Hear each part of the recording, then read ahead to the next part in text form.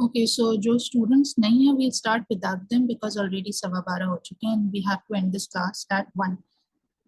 तो I think जो दो स्टूडेंट्स हैं, Sahar and Maria, can you please introduce yourself?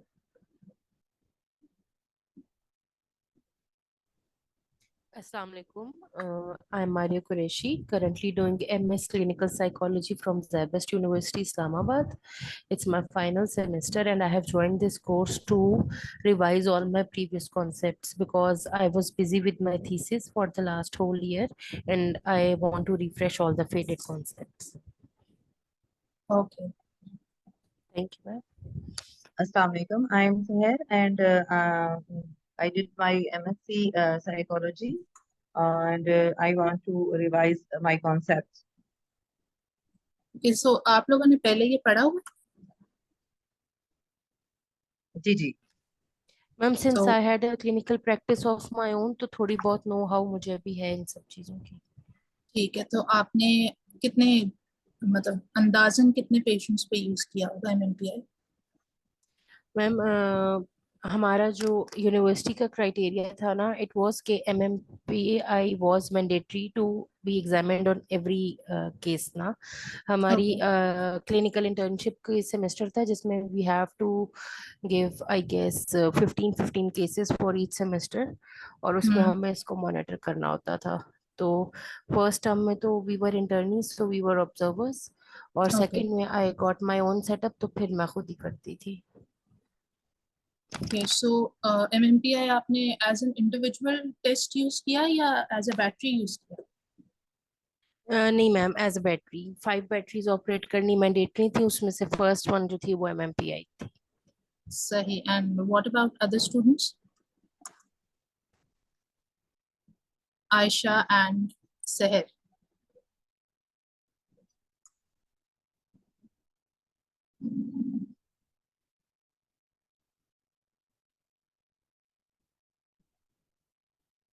Okay, so since 5 में से 3 स्टूडेंट्स आ चुके हैं तो we'll start. Is that all right?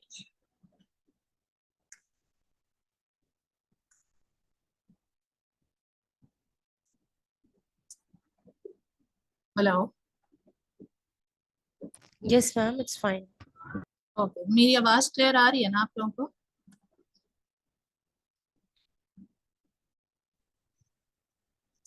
Yes. Okay, so basically एमएमपीआई आपका इटसेल्फ एक बैटरी है, तो इसके साथ आपको दूसरे टेस्ट यूज करने की ऐसा जरूरत नहीं है, बट क्योंकि वो ट्रेनिंग का पार्ट होता है तो because I been through it, तो जरूरत पड़ जाती है। आप लोगों को मेरी स्लाइड्स नजर आ रही?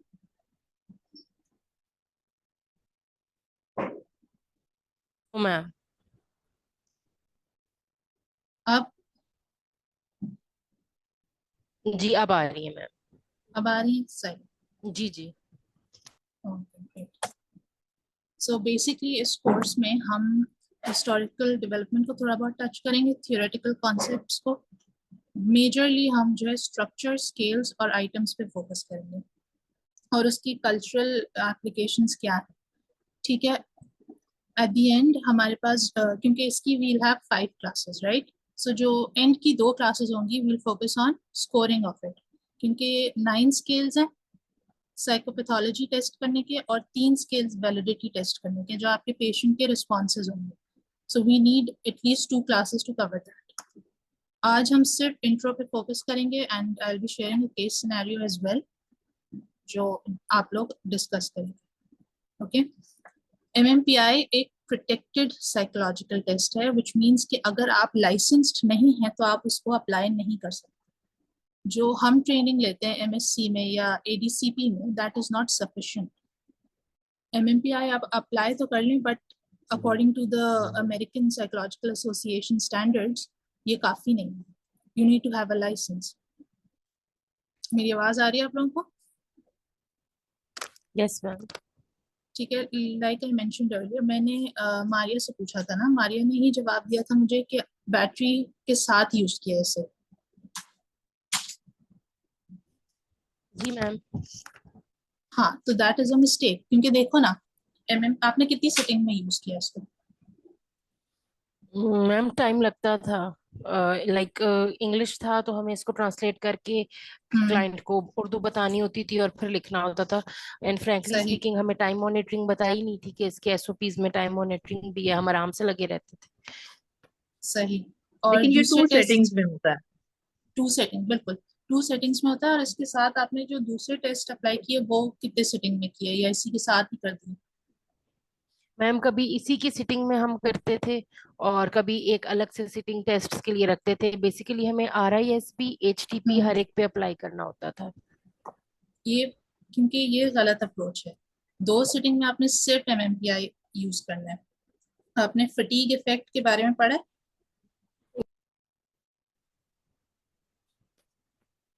Hello. Yes ma'am. Yes fatigue जी इफेक्ट मैम। कोई मुझे बताए क्या होता है? मैं बताऊं मैम? जी जी बिल्कुल बताएं। Ma'am, fatigue effect is that when we apply more than one test to a client and he hmm. gets annoyed and tired, और वो फिर जो responses देता है that vary and fluctuate because of its tiredness. बिल्कुल बिल्कुल। क्योंकि जब मैं ट्रेनिंग ले रही थी ना, तो मैंने भी इसी तरह, क्योंकि इंस्ट्रक्शंस ही ऐसी दी होती हैं। और फिर दूसरी बात, हमारे जो पेशेंट होते हैं दे डोंट कम अगेन, अगर वो देख लेना कि बहुत स्लो चल रहा है। और हमने तो रिक्वायरमेंट पूरी करनी है ना डिग्री की। तो मेरे साथ भी ये हुआ कि जो मैंने MMPI करवाया, फर्स्ट सिटिंग में रिस्पॉन्सेज वर ग्रेट, सेकंड में उसने सिर्फ टिक किया यस नो बगैर पढ़े। तो उसका एक स्केल स्किज़ोफ्रेनिया पे बहुत हाई आ रहा था, और एक जो है वो डिप्रेशन पे बहुत हाई आ रहा था। तो दोनों को भी हैड टू प्रोब, और उसके बाद वो नल एंड वॉइड था टेस्ट। इसीलिए मैंने पूछा आप लोगों से कि आप लोगों ने एक सिटिंग में किया या दो सिटिंग में। MMPI is the only test जो आपकी पर्सनालिटी को ओवरऑल असेस करता है, and on the basis of that psychopathology आपको बताता है कि पेशेंट में क्या जो है साइकोलॉजिकल इलनेस या मेंटल हेल्थ इश्यूज प्रेजेंट हैं। और आपको वो कंप्लीट प्रोफाइल देता है, विच मीन्स कि आपको इसके बाद दूसरे टेस्ट की जरूरत नहीं। इसके वेरियस वर्जन हैं, लेकिन रीजन रिस्ट्रिक्टेड है। अभी इस वक्त पाकिस्तान में सिर्फ MMPI 2 यूज होता है। MMPI रिवाइज्ड वर्जन आ तो गया है, बट पाकिस्तान या साउथ एशिया इसके लिए ऑथराइज्ड नहीं है यूज करने के लिए।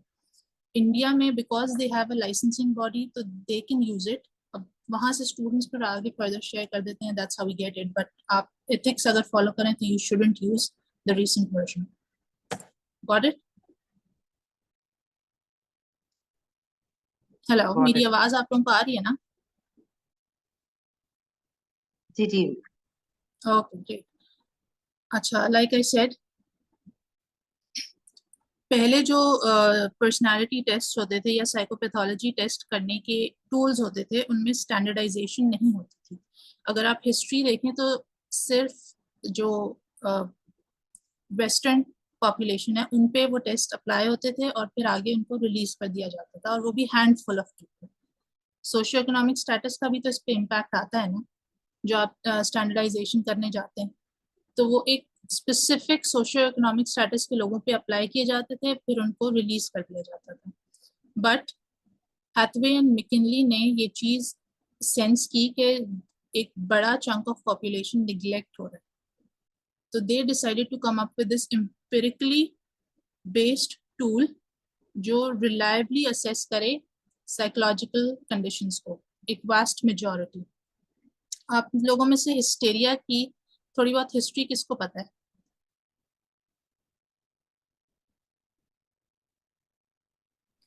मैम इस तरह हमें इसको पढ़ाया ही नहीं गया, जस्ट हमें MMPI 2 के फॉर्म्स दे के बता दिया गया था कि पेशेंट से ये क्वेश्चन पूछें और फिल करके लिए। इतना MMPI हमने पढ़ा है और 30 अच्छा, पेशेंट्स पे सही लगाया है ये। सही। तो अभी जो कुछ आप बातें बता रही हैं they are all something new for me. अच्छा, सही, नो प्रॉब्लम, हम फिर इसको स्लो ही लेके चलते हैं। हिस्टेरिया की साइकोलॉजी में आप मुझे थोड़ी बहुत हिस्ट्री बता। इसकी ma'am? Hysteria. Ma'am hysteria is a disease that has been omitted in DSM-5 TR, हम्म। और DSM-5 तक मेरे ख्याल से शायद 4 तक आया है ये। 4 तक है। और हाँ, 4 तक हिस्टेरिया है, उसके बाद इसको रिप्लेस किससे किया गया है? I am sorry, I am unaware of it. नहीं नहीं नहीं, कोई मसला नहीं है। इसकी हिस्ट्री देखें, मैं इस तरह बताती हूँ कि जब वर्ल्ड वॉर टू हुई तो a lot of men died, और बहुत सारी ऐसी औरतें, वर्ल्ड वॉर वन और टू दोनों की बात करते हैं क्योंकि जो साइकोलॉजी की हिस्ट्री है that dates back to world war one, जो इंटेलिजेंस स्केल पहला डेवलप हुआ था। तो a lot of men died and women were alone and they used to act out. अब वो एंजाइटी को उन्होंने हिस्टेरिया का नाम दे दिया। जो एक हाई सोसाइटी की खवातीन थी उनको टेस्ट करने के लिए तो टूल्स थे, लेकिन जो कम सोशियो इकोनॉमिक स्टेटस से ताल्लुक रखती थी उनको टेस्ट करने के लिए कोई टूल नहीं था। अब जब एक बहुत major chunk of population neglect हो गया ना, और ज्यादातर आप देखें सोल्जर्स भी ऐसे ही सोशियो इकोनॉमिक स्टेटस से होते हैं, तो व्हाट हैपेंड कि इनको साइकोपैथोलॉजी का डेटा ही नहीं मिला। जब डेटा नहीं मिला तो टूल्स तो वैलिड ही नहीं है। तब जो है हैथवे एंड मैकिनी ने एक wide range of psychological conditions को टेस्ट करने के लिए एमएमपीआई डिजाइन करना शुरू किया। ठीक है, इसको इस तरह से बताएं।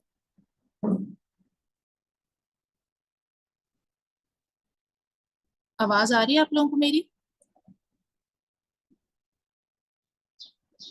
हेलो? जी मैम। हाँ जी, क्योंकि बिल्कुल साइलेंस हो जाता है तो मुझे लगता है आवाज ही नहीं जा रही।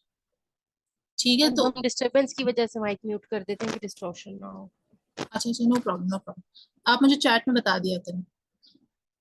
तो जो गोल था वो ये था कि एमएमपीआई क्लिनिशियंस को साइकोलॉजिकल इश्यूज स्पेसिफाई करके बताए। पहले एंजाइटी का वर्ड नहीं था, हिस्टेरिया का वर्ड था। ठीक है, तो अभी भी हिस्टेरिया का ही वर्ड इसमें चल रहा है, लेकिन आप आइटम्स देखें तो वो एंजाइटी को असेस करते हैं। इसको हम फर्दर ऑल डिटेल में करेंगे नेक्स्ट क्लास में आइटम वाइज। जब इन्होंने ये टेस्ट स्टैंडर्डाइज किया तो कंसिस्टेंट क्वेश्चंस थे। अगर आप देखें तो क्वेश्चंस एक पैटर्न में चल रहे हैं, even though scale wise divided नहीं है क्वेश्चंस, एक लेकिन एक पैटर्न है। जैसे इसमें एक आइटम है जो सुपरस्टिशंस बिलीव्स पे ट्रू और फॉल्स आपका आंसर मांगता है। ठीक है, उसी के बाद आइटम है जो आपको सेल्फ बिलीफ पे या सेल्फ एस्टीम के बारे में मांगता है। ठीक है, तो इसको हम डिटेल में आइटम वाइज नेक्स्ट क्लास में करेंगे। अभी will just touch on introduction. Efficiency में comprehensive assessment, short period of time, जैसे हमने बात की 2 सिटिंग में हम इसको कर सकते हैं and we get a wide range of mental health issues. अगर हम एक सिटिंग में करेंगे तो आपकी जो पर्सनालिटी की डायमेंशंस हैं और साइकोपैथोलॉजी है वो डिस्टॉर्ट आएगी, मतलब नथिंग विल मेक सेंस। ये अगर मुझे कोई बता सके जल्दी Right. से एमएमपीआई कौन सी थ्योरी पे बेस्ड है?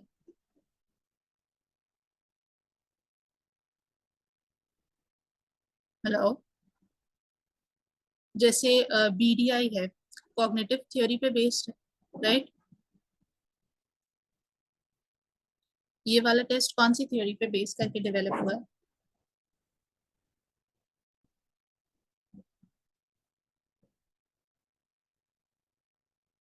हेलो? जी मैम, नहीं आइडिया। किसी थ्योरी पे नहीं। बिग 5 पर्सनालिटी का नाम सुना है आपने? जी जी मैम। वो थ्योरी पे बेस्ड है, लेकिन आप उसके अच्छा। क्वेश्चंस देखें बहुत लिमिटेड है। वो आपको सिर्फ 5 डायमेंशंस बताएगा, ये आपको 9 डायमेंशंस दे रहा है। इसीलिए ये किसी थ्योरी पे बेस कर नहीं सकते।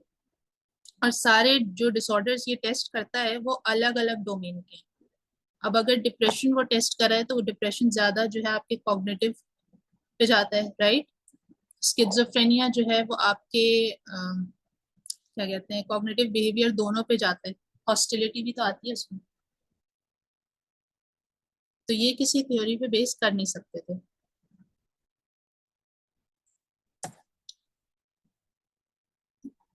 अच्छा, एमएमपीआई मेडिकल, फोरेंसिक, क्लिनिकल, ये सारे इन्वायरमेंट्स में यूज हो सकता है। कम्युनिटी में यूज करना थोड़ा डिफिकल्ट होता है because you have to be very careful about the language barrier.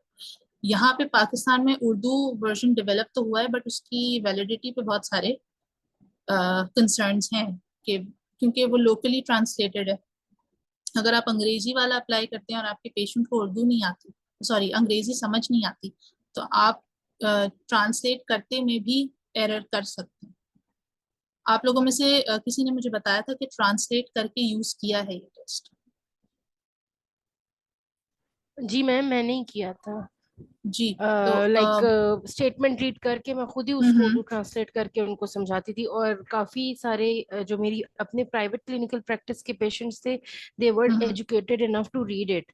और मैम आई सही एक्सेप्ट माई मिस्टेक कि मैंने उनको ये फिल करने के लिए उनके हाथ में दिया और उन्होंने खुद पढ़ के भी किया, मैंने नहीं किया। सही। नहीं नहीं, दैट्स नॉट एन इशू, क्योंकि we are all in the learning phase right now. और हमें जिस तरह ट्रेन करते हैं एमएससी या एडीसीपी, तो वो तो हैप्पैज़ार्ड ट्रेनिंग होती है ना।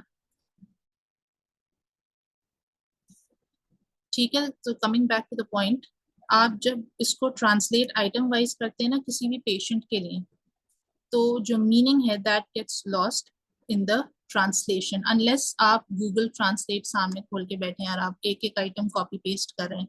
एग्जैक्ट ट्रांसलेशन और चॉइस ऑफ वर्ड्स बहुत मैटर करता है। So do you think MMPI इस कल्चर के लिए रेलिवेंट है?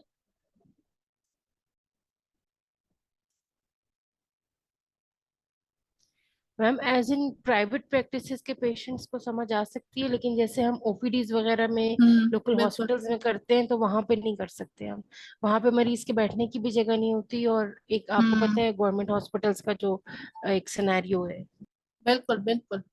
प्राइवेट सेटिंग में आपके पास, जो मैंने नोटिस किया है अपने साथ, ज्यादातर लिटरेट पेशेंट्स होते हैं। उनको रीडिंग और राइटिंग का कॉन्सेप्ट होता है, चीजें समझ भी आ जाती हैं। जी मैम। अच्छा, जो इसमें वैलिडिटी स्केल्स हैं, वो आपके मिलिंगरिंग, यानी जो डेलिबरेटली जो क्या कहते हैं आंसर्स को ऊपर नीचे कर देते हैं, सोशल डिजायरेबिलिटी बायस, ये सारे चीजें टेस्ट करता है। आपका जो to sum it up, test taking attitude है, वो बताता है, वो फोरकास्ट करता है आपके पेशेंट का ड्यूरिंग द टेस्ट क्या था। अगर उसने सोशल डिजायरेबिलिटी के लिए सारे आंसर्स अच्छे अच्छे दे दिए, तो आपका टेस्ट वैलिड नहीं है। वो तो फिर जब आप स्कोरिंग करेंगे तब आपको पता चलेगा। अच्छा, पर्पस, एमएमपीआई का कोई मुझे पर्पस जरा बताए। Excuse me ma'am. जी जी। Ma'am please I need a break of 5 minutes, मैं बस 5 मिनट्स में जाके वापस आती हूँ, थोड़ा सा मैं क्लास को डिसकंटिन्यू करूंगी प्लीज। ओके, श्योर मैं श्योर। क्लास लॉक के नहीं छोड़कर जा रही हूँ, I join right after 5 minutes. Okay, no problem no problem. Thank you ma'am, मैं वापस आके बताती हूँ आपको। ओके। बेसिकली इसका पर्पस जो है वो जी जी। साइकेट्रिक इश्यूज को अवेलुएट करना है कि क्लाइंट के डायग्नोसिस के लिए यूज होगा कि किस पे स्कोर हाई आ हम्म रहा है और किस पे लो आ रहा है। सही।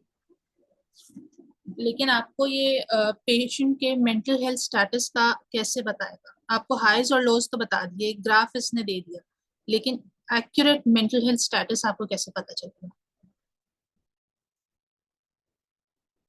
साथ में और टेस्ट भी अप्लाई होंगे ना लेटर ऑन। वो तो फिर आप जब एमएमपीआई आप स्कोर कर लेंगी तब आप डिसाइड करेंगी ना कि कौन सा करना हाँ एग्जैक्टली। है, राइट? लेकिन उस वक्त एमएमपीआई के राइट। वक्त आपको कैसे पता चलेगा? वो ऐसे पता चलेगा कि जो आइटम्स आप जब मार्क कर रही होंगी ना कि ये सही है या ये गलत है, इस पे ये ज्यादा हम्म। फैक्टर आ रहा है, डिप्रेशन, स्किज़ोफ्रेनिया, एंजाइटी, जो भी, तब एक पैटर्न बनेगा। वो एक तो आपका डॉटेड ग्राफ होता है जो आपको बताता है कि किस यस। एलिमेंट में ज्यादा स्कोर है, किस में कम है। एक होता है आपका बार ग्राफ, वो मैं शेयर करूंगी आप लोगों से मटेरियल नेक्स्ट क्लास के लिए, so that you guys come prepared. तो वो आपको बताएगा एक्यूरेट मेंटल हेल्थ स्टेटस क्या है, अगर डिप्रेशन बहुत ज्यादा हाई आ रहा है, क्योंकि वो आइटम वाइज होता है, कंपोनेंट वाइज नहीं होता। अगर डिप्रेशन हाई आ रहा है तो डिप्रेशन में कौन सा फैक्टर हाई आ रहा है? सही है, डिप्रेशन में कितने फैक्टर्स होते हैं? Hopelessness, right, apathy, suicidal ideation, ये सारे फैक्टर्स होते हैं। तो ये एक्यूरेट बताएगा फिर लैक ऑफ आपको। इंटरेस्ट। बिल्कुल। Amotivation, lack of interest के लिए वर्ड यूज होता है ए मोटिवेशन।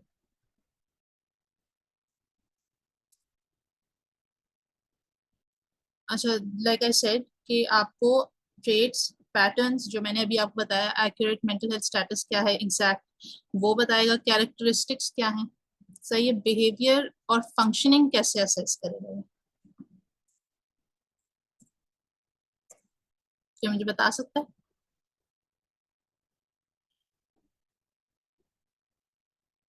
हेलो। एमएमपीआई बिहेवियर और फंक्शनिंग ऐसे असेस करेगा कि जब आप कोई आइटम मार्क कर रहे हैं जिसमें बिहेवियर का एलिमेंट आ रहा है, और बिहेवियर का एलिमेंट हर स्केल में आता है, एंजाइटी में भी आता है, स्किज़ोफ्रेनिया, डिप्रेशन, हिस्टेरिया, इन सब में आता है। So you will get to know कि कौन सा आपका एस्पेक्ट बिहेवियर का फ्लॉड है या फॉल्टी है। लाइक फॉर एग्जांपल, उसमें अगर वायलेंस किसी ने मार्क किया है कि I feel like hitting someone और आई हैव हिट समवन, उसमें एक आइटम है towards the end, I think item number somewhere around 200 and 210 के बीच में, बुकलेट में शेयर करूंगी आपसे।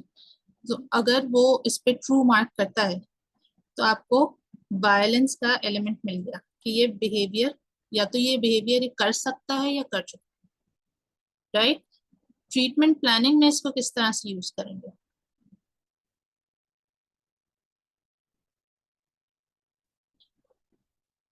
एमएमपीआई आपके specific areas of concern, strengths और वीकनेसेस बता देगा आपको पेशेंट के, ठीक है? On the basis of that आप पर्टिकुलर इंटरवेंशन को उठाएंगे, लाइक सीबीटी हो गई या साइकोएनालिसिस हो गई। Ideally you should use CBT, but अगर बहुत ज्यादा हाई स्कोर आ रहा है तो आप साइकोएनालिसिस से फर्दर प्रोबिंग कर सकते हैं, but that's entirely up to you, और आपके पास टाइम कितना है, सेटअप कौन सा है। अगर आपका ओपीडी सेटअप है तो you can not do these things, private setup है तो definitely you should. Second, predictive utility.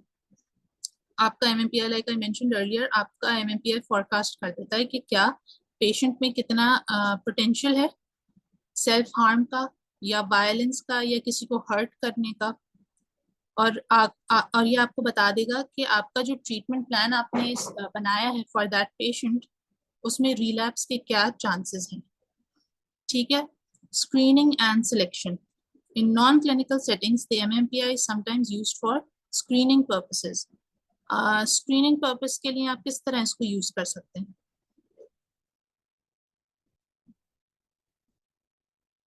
Hello, कोई मुझे बता सकता है स्क्रीनिंग पर्पस के लिए किस तरह यूज होगा?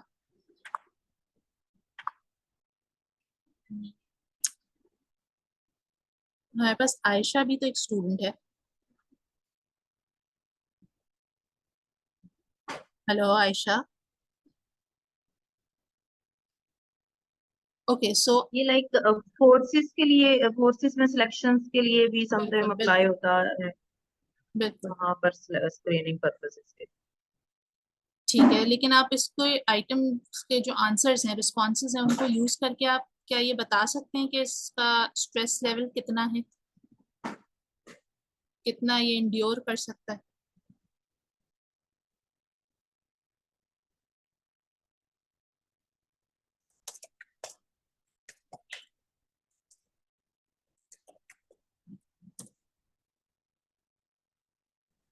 मे बी जो डिप्रेशन के जैसे हैं वो हम्म, जैसे शो हो रहा है। बिल्कुल बिल्कुल बता सकते हैं कि कितनी इसमें कैपेसिटी है, कितना ये स्ट्रेस ले सकता है। आइडियली जो ये टेस्ट यूज होता है that is for aviation people, right? जो पायलट रिक्रूटमेंट होती है उसमें सबसे, बिकॉज सबसे ज्यादा स्ट्रेसफुल जॉब है ये, राइट? तो एमएमपीआई यूज करके आप बता सकते हैं कि कौन से ऐसे पर्सनालिटी एस्पेक्ट्स हैं जिन पे वर्क करने की जरूरत है, एंड कौन से ऐसी साइकोपैथोलॉजीज हैं जो कि ऑलरेडी मौजूद हैं या फ्यूचर में हो सकती हैं, और फिर उसको प्रिवेंट करते हैं।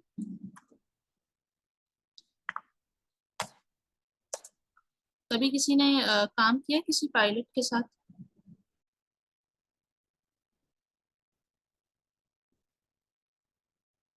फोरेंसिक सेटिंग में तो सबसे ज्यादा एमएमपीआई यूज किया जाता है, दूसरे टेस्ट इतने नहीं यूज किए जाते बिकॉज आपको कम टाइम में ज्यादा एस्पेक्ट्स कवर करने, राइट? आपको एक wide range of psychopathologies, personality traits और पर्सनल फैक्टर्स, ये सब आपने असेस करने हैं।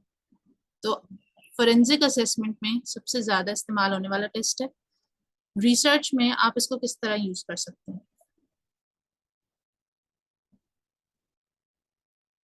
रिसर्च में तो हम जैसे करते हैं वेरियस, हम स्केल्स लेते हैं, उनको हम कोरिलेट, यही होता है ना, कोरिलेशन उनका निकाल लेते हैं, कौन सा जो है वो प्रेवलेंट फैक्टर है। तो एमएमपीआई को मिसाल के तौर पे आप एमएमपीआई को आप सेल्फ हार्म स्केल या सुसाइड स्केल के साथ यूज करके कोरिलेशन निकाल सकते हैं। जुवेनाइल डिवियंस स्केल आप कोई अगर मिलता है उसके साथ कर सकते हैं, या सोशल सपोर्ट फैक्टर के साथ कर सकते हैं, whether social support correlates with any personality factors in MMPI और not.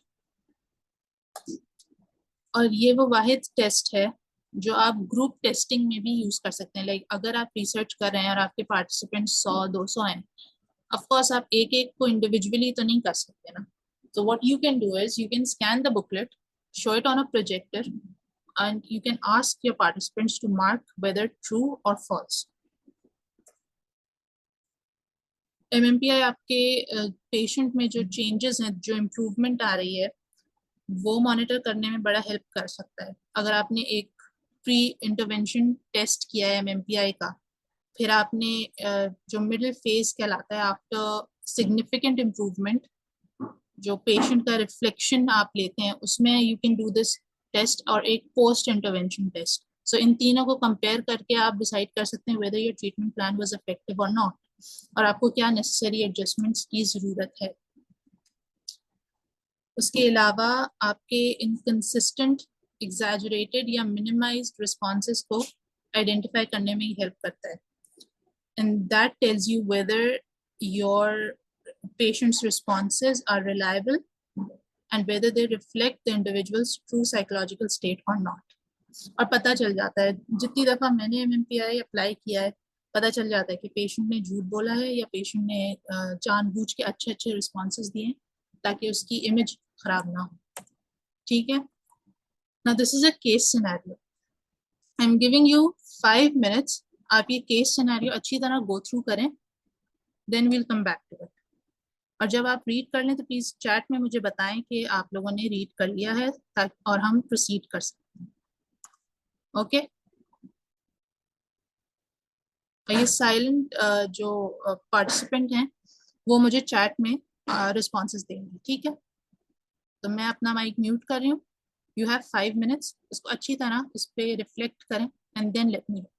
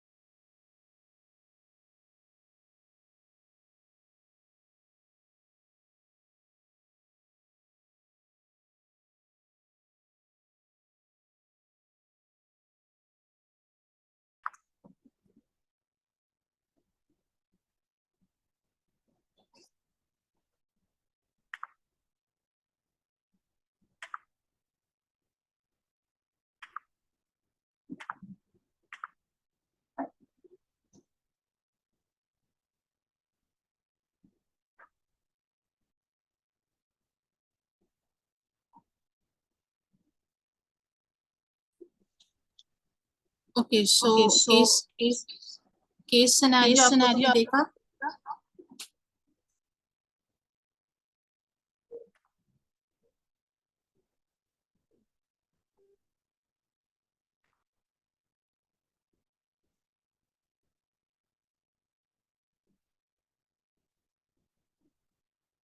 Hello,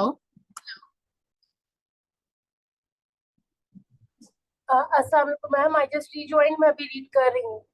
okay okay, no problem, take your time.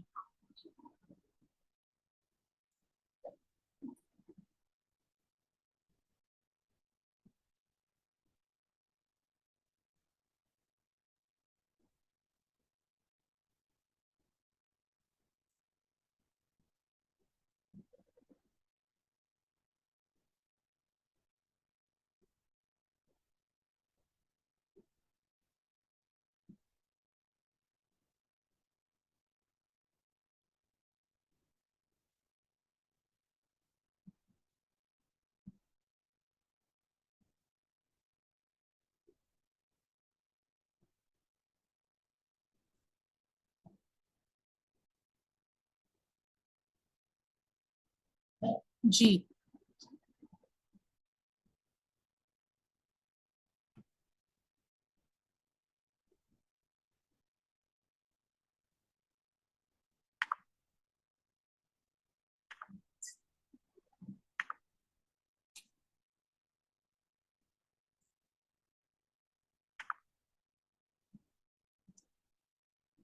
मुझे चैट बॉक्स में बता दें जब रीड कर लें आप लोग, ताकि फिर हम डिस्कशन स्टार्ट करें।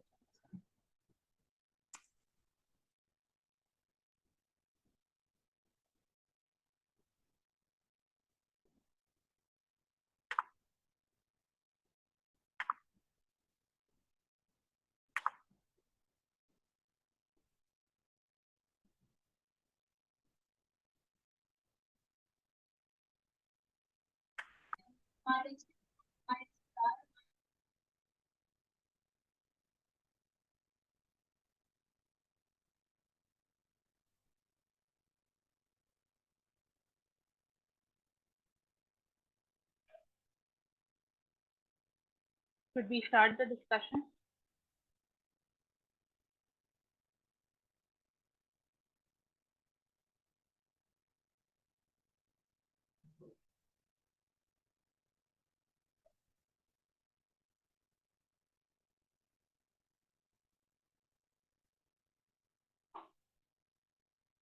Okay, so हम डिस्कशन स्टार्ट करेंगे।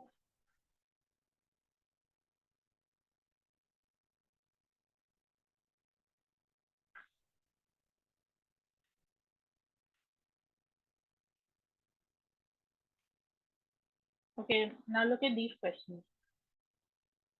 आपने जब असेसमेंट किया अपने पेशेंट का, तो आपने क्या इंफॉर्मेशन ली and on the basis of that आपने डिसाइड किया कि एमएमपीआई कंडक्ट करना चाहिए, या फिर ऐसी क्या इंफॉर्मेशन आप गेन कर सकते हैं एमएमपीआई से?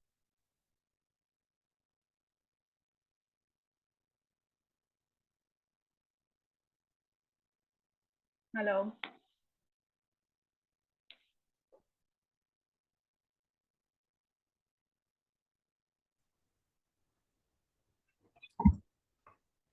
हेलो।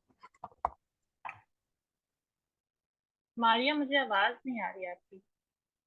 जी मैम, जो इसकी हिस्ट्री है ये पिछली स्लाइड में, प्लीज थोड़ा वापस स्लाइड पीछे कीजिएगा। 1 सेकेंड, मारिया आपकी आवाज कट रही है। आप क्लियर है मैम? हाँ जी, अब clear है। जी मैम, एक सेकंड पिछली स्लाइड कीजिएगा तो मैं आपको बताती हूँ। अच्छा, you want me to open the case scenario again? ठीक है, अब सही है।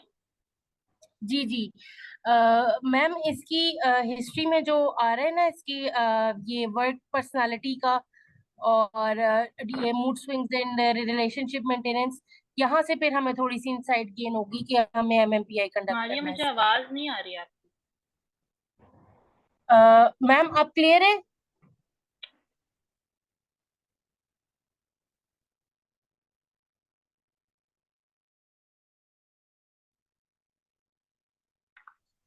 Ma'am, I think there are some signal issues at my end, मैं आपको लिख के बता देती हूँ। हेलो, मुझे नहीं आ रही मारिया की आवाज।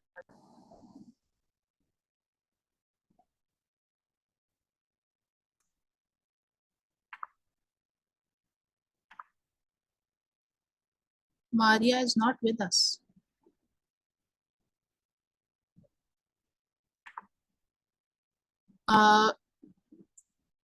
Ambreen?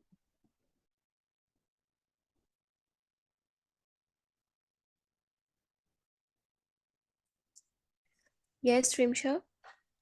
I think Maria left. Let me check. हाँ, प्लीज चेक, क्योंकि वो आंसर दे रही थी बट फिर उनका नाम यहाँ से गायब हो गया। एक्चुअली वो हॉस्पिटल में है तो उसके अच्छा, नेटवर्क इशू में, दैट्स व्हाई। ओके ओके, ठीक है। तो बाकी यस। जितने पार्टिसिपेंट्स हैं वो मुझे बताएं ना, क्योंकि ये डिस्कशन है।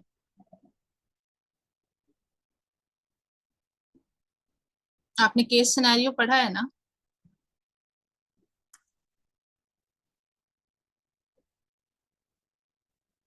Hello,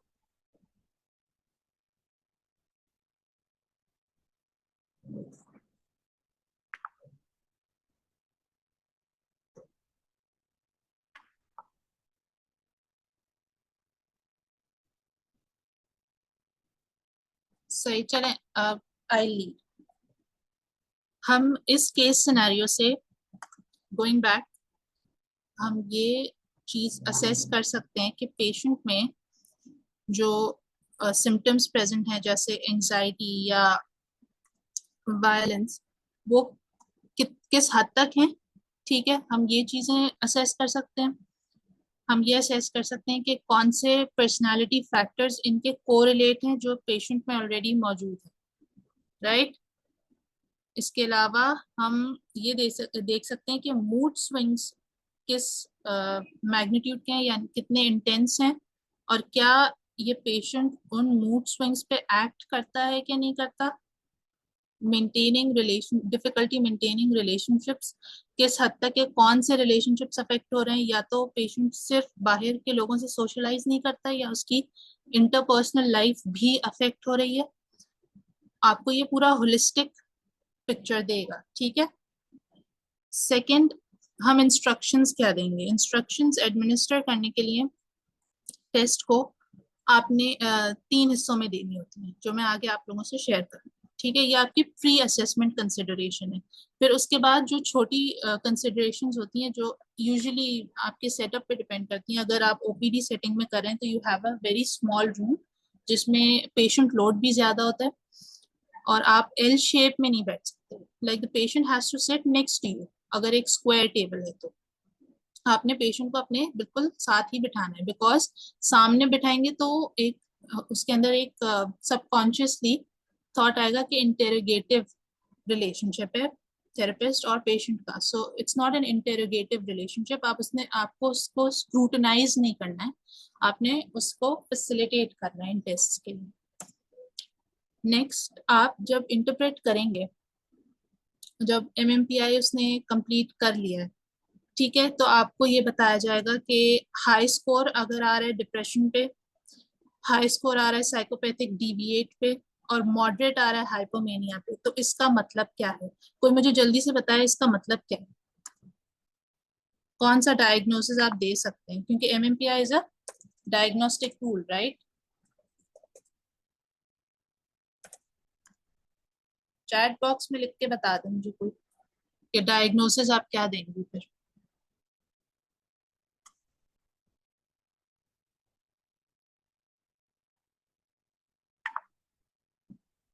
hello, anyone?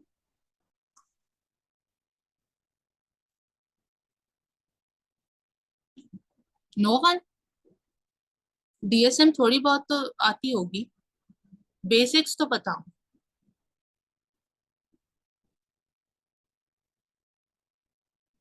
इन 3 फैक्टर्स को गौर से समझे। डिप्रेशन, साइकोपैथिक डिविएट यानी बिहेवियरल इशू भी है, सही है, और हाइपोमेनिया।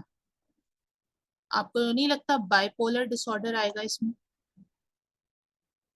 बाइपोलर डिसऑर्डर आप डायग्नोस कर सकते हैं इसको। अब now it depends on the factors कि इंटेंसिटी कितनी है। अगर लो है, हाई है, तो आप उसकी बेस पे डिसाइड करेंगे कि बाइपोलर 1 है या बाइपोलर 2 है। वो उसकी साइकोलॉजिकल स्टेट आपको बता देगा। फिर आपके वैलिडिटी स्केल्स जब आप डायग्नोसिस कर लेंगे, दैट इज व्हेन आपके जो वैलिडिटी स्केल्स पे रिस्पॉन्सेज हैं आप उनको यूज करके या तो डायग्नोसिस को सपोर्ट करेंगे, या अगर आपका जो लाई स्केल है, 3 स्केल्स हैं वैलिडिटी के, एक लाई स्केल है, वो अगर बहुत हाई आ रहा है उसका स्कोर, तो डेफिनेटली आपका डायग्नोसिस अप्लाई नहीं हो सकता। फिर आपने फर्दर टेस्ट करने to support that diagnosis. Lie scale में हाई स्कोर होने के बावजूद भी एमएमपीआई की ये एक क्या कहते हैं स्पेशलिटी है कि वो आपको बता देता है कि ये चांसेस हैं डायग्नोज के। On the basis of that आप फिर अपना केस बिल्ड कर सकते हैं।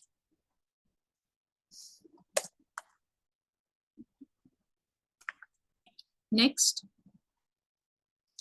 आप MMPI रिजल्ट्स को क्लिनिकल इंटरव्यू से और अदर टूल्स से कैसे यूज कर सकते हैं। तो MMPI आपकी प्रायोरिटी होना चाहिए। जब आप MMPI, रोशार्क और TAT यूज कर रहे हैं, these 3 test are very comprehensive. तो इसका मतलब है ये आपने प्राइमरीली यूज करना है। क्लिनिकल इंटरव्यू हो गया, आपने इनटेक ले लिया डिटेल्ड। अगर आपने डिसाइड किया है कि मैंने MMPI यूज करना है, मैंने या रोशार्क यूज करना है, या मैंने थीमेटिक ए परसेप्शन टेस्ट यूज करना है, तो इन तीनों में से जो भी टेस्ट आप यूज करें, तीनों साथ यूज नहीं हो सकते। आपने उसको प्रायोरिटी रखना है। बाकी सारे जो टेस्ट हैं वो सेकेंडरी होंगे, because chances are very high कि ये 3 टेस्ट ही आपको काफी हैं।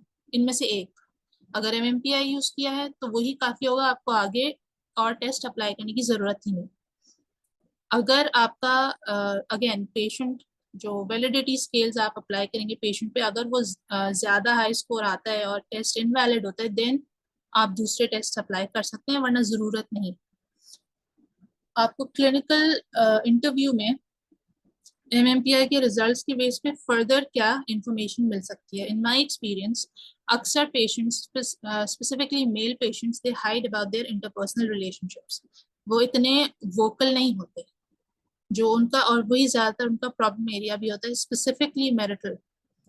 तो MMPI आपको बताता है कि क्या क्या फैक्टर्स आपके आप नेक्स्ट क्लिनिकल इंटरव्यू में प्रोब कर सकते हैं। So this is one thing. फिर आपका जो ट्रीटमेंट प्लान आप डेवलप करेंगे, अगर आपके फॉर एग्जांपल पेशेंट में डिल्यूजन्स का आपको एस्पेक्ट नजर आ रहा है, तो आप उसका गोल, जो टारगेट्स होंगे जो ट्रीटमेंट प्लान में आप डालेंगे, वो उसकी बेसिस पे होंगे, बजाय इसके कि डिप्रेशन आया तो है, ट्रेसेस हैं डिप्रेशन के, लेकिन इतने नहीं है कि आप डायग्नोज कर सकें। आप फिर उसको फोकस नहीं करेंगे ट्रीटमेंट प्लान में, उसको आप साथ लेके जरूर चलेंगे, लेकिन जो आपका प्राइमरी फोकस होगा that will be your delusions. ठीक है। और how would you address potential challenges such as volatility and difficulty maintaining your treatment plan। अब जैसे मैंने पहले मेंशन किया कि क्लिनिकल इंटरव्यू में आप उसको फर्दर प्रोब कर सकते हैं, because man usually don't share about these things.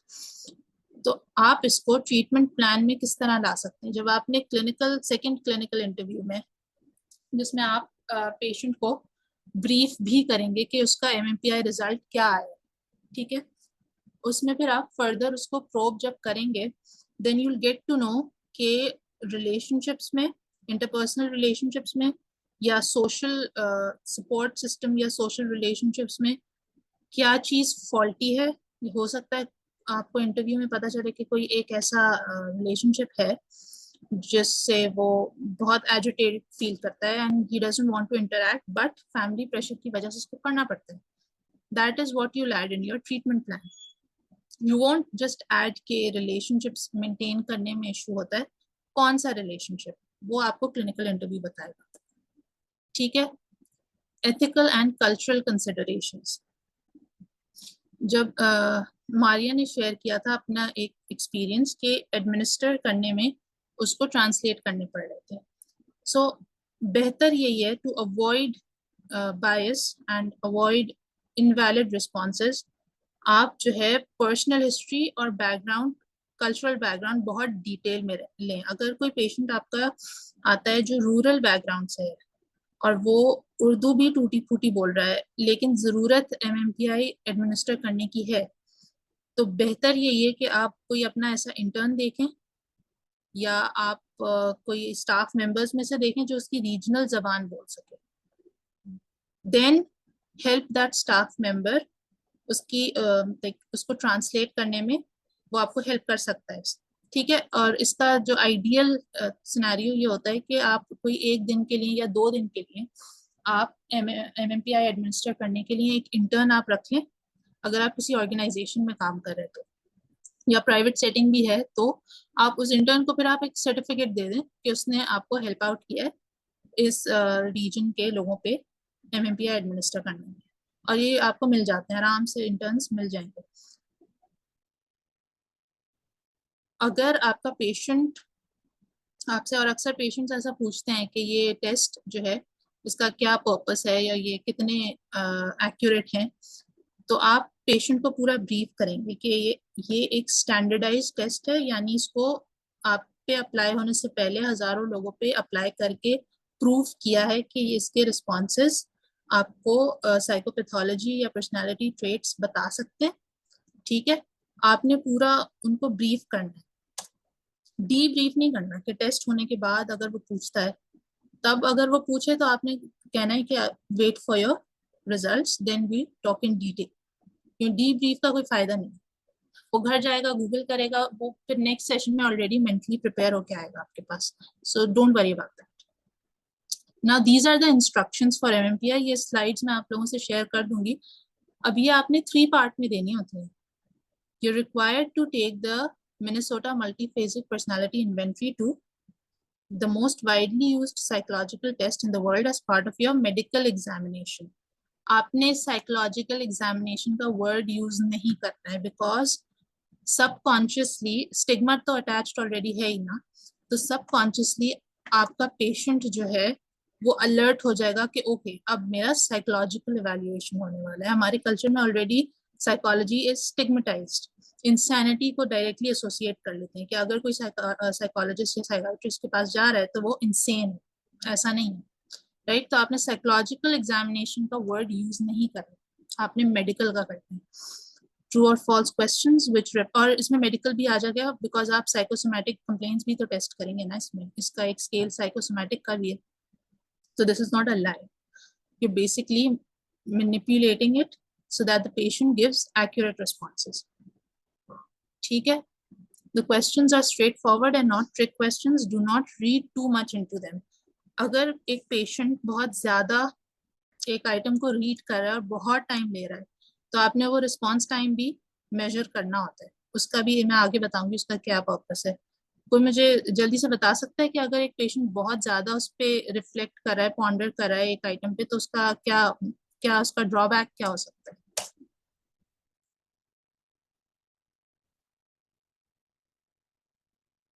Again वो मे साइकोलॉजिकली बी वो जी प्रेडिक्ट जी करने की कोशिश कर रहे हैं कि जी वो प्रेडिक्ट करने की कोशिश कर रहे हैं कि अगर मैं इसका जवाब क्या दूंगा तो मेरे बारे में क्या जजमेंट की जाएगी, और अगर मैं क्या जवाब दूंगा तो क्या जजमेंट की जाएगी। तो इतना सोच बिल्कुल के जवाब देगा। बिल्कुल ऐसा ही है। क्योंकि एक टीवी से और बुक से लोग ऑलरेडी डिसऑर्डर्स के बारे में गलत सीख चुके होते हैं, लेकिन सीख चुके होते हैं, गलत या सही डजंट मैटर। तो उसका यहाँ पे एक फैक्टर आ सकता है कि अगर बहुत ज्यादा सोच रहा है कोई पेशेंट उस क्वेश्चन को, रिफ्लेक्ट बहुत ज्यादा कर रहा है, बहुत देर तक पढ़ रहा है और इसका क्या जवाब दूं क्या ना दूं बार बार सोच रहा है, तो इसका ये मतलब है कि उसको एक आइडिया हो गया है कि अगर मैंने सही इसको ट्रू कर दिया तो हो सकता है मुझे ये डिसऑर्डर निकला है। सो पॉजिटिव इम्प्रेशन बनाना इसमें एक फैक्टर आ जाता है। However, that if you attempt to influence your results by consistently responding in a way that just makes you look very good, then your results cannot be scored and you will be required to take a much more thorough psychological assessment. ठीक है, ये आपने patient से share करना है, ये instructions का हिस्सा है। ये सेकंड पार्ट है इंस्ट्रक्शन का। फर्स्ट पार्ट हमने इंट्रोडक्शन पे किया, एमएमपीआई को आपने इंट्रोड्यूस किया, आइटम्स बताए आपने आपने बताया कि ये एक मेडिकल एग्जामिनेशन है, आपने उसको मेंटली प्रिपेयर कर दिया।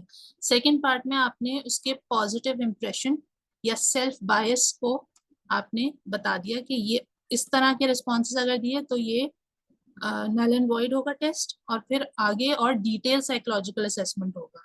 उसमें फिर आइडियली जो क्लिनिशियंस हैं they use Rorschach and other tests. सही, ये थर्ड पार्ट है। इसमें while there is no time limit, आपने उसको सारे रिस्ट्रिक्शंस बता दिए कि इसमें कोई टाइम लिमिट नहीं है, लेकिन आपने रिस्पॉन्सेज जल्दी जल्दी देने, ठीक है, क्योंकि आपने उसका रिस्पॉन्स टाइम भी नोट करना है। उसके अलावा अगर आप ऑनलाइन कर रहे हैं तो आपने सॉफ्टवेयर मेंशन करना है। अगर आप ऑनलाइन नहीं कर रहे तो आपने ये स्टेटमेंट बीच से हटा देना है कि be mindful however of not going faster than software can record your response. क्योंकि अगर आप बुकलेट दे रहे हैं, हार्ड कॉपी दे रहे हैं, तो वो पेशेंट खुद ही एडमिनिस्टर करेगा ना, वो ट्रू एक एक स्टेटमेंट पढ़ पढ़ के ट्रू और फॉल्स बताएगा, राइट। आप सामने उसको बैठे हुए गाइड कर रहे हैं। अगर आप सॉफ्टवेयर के थ्रू कर रहे हैं then you need to put this statement, otherwise no need. Your responses will be scored under the guidance of a licensed clinical psychologist. इस point पे अक्सर patient पूछ लेते हैं licensed from where. तो आप अगर intern है तो आप अपने senior का नाम यहाँ लिखेंगे. अगर आप खुद senior है तो आप अपना experience से बता सकते हैं. ठीक है, once scored, your results will become part of your medical file. Again, not psychological, medical, and will be treated as confidential medical information. Your future supervisors will not have access to your results. In the event you do not pass this initial screening, psychological screening, you will then be given information on additional steps to gain your medical clearance for air traffic specialist duties. या फिर कोई भी जो जिस reason, जिस purpose के लिए उसने ये टेस्ट कराया, आपने यहाँ पे वो लिखना होगा. सही है. अगर वो सिर्फ एक कैजुअल साइकोलॉजिकल इवैल्यूएशन करा रहा है तो आप उसमें लिख देंगे गेन योर क्लियरेंस. आप उसको फर्दर नहीं लिखेंगे. अब मुझे यहाँ पे एक चीज बताएं, एक सेंटेंस में साइकोलॉजिकल स्क्रीनिंग यूज हुआ है और एक में जो है वो मेडिकल एग्जामिनेशन यूज हुआ है. तो दोनों का डिफरेंस क्या है और इस इंस्ट्रक्शन से क्या फर्क पड़ सकता है?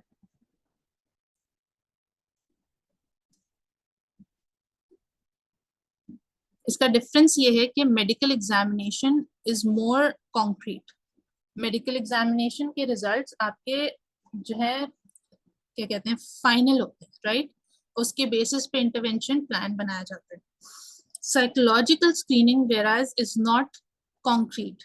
आपने सिर्फ स्क्रीन किया. अक्सर हम भी जब स्टूडेंट्स होते हैं तो हमने बेग डिप्रेशन इन्वेंट्री ऐसे कैजुअली अपने पर अप्लाई करके देख ली कि डिप्रेशन कितना है, तो उसका कोई मतलब नहीं होता. You are not using that for anything. तो इसीलिए यहाँ पे आपने ये चॉइस ऑफ वर्ड्स बहुत इंपॉर्टेंट है. सही, इस टास्क को नोट डाउन कर लें. मैं वैसे भी आपसे ये पावर पॉइंट शेयर कर दूंगी, ऑर्गेनाइजेशन को मैं भेज दूंगी. ठीक है, दिस इज योर टास्क. आपने पॉसिबल डिलेमास और उनके सॉल्यूशंस लिस्ट डाउन करने हैं. अब दैट्स अप टू यू. आप वर्ड डॉक में बनाएं या आप मुझे पीपीटी के फॉर्म में बना के भेजें, that is up to you. आप वॉइस रिकॉर्डिंग करके भेज दें, आई डोंट माइंड दैट, या वीडियो. तो ये आपके ऊपर है. 15th of July तक आपने सबमिट करना है ये, and on the basis of that मैं फिर नेक्स्ट क्लास उसी तरह से डिजाइन करूंगी. ठीक है, एनी क्वेश्चंस?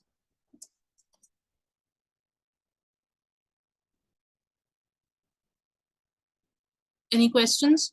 क्योंकि क्लास का टाइम ओवर हो चुका है.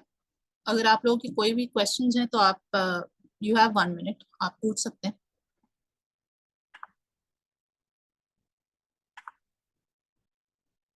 Okay, so I am guessing कि कोई सवाल नहीं है. टुमारो सेम टाइम हमारी क्लास होगी and we'll continue with this. या फिर अगर आप लोग कहते हैं तो I can introduce the second test as well, और फिर हम साथ साथ लेके चल सकते हैं इसको. तो ये चीजें आप मुझे बता दें, आप ऑर्गेनाइजेशन को बता दें, बट आई डोंट माइंड. मैं उनसे ये पावर पॉइंट भी शेयर कर दूंगी. Okay, so until tomorrow.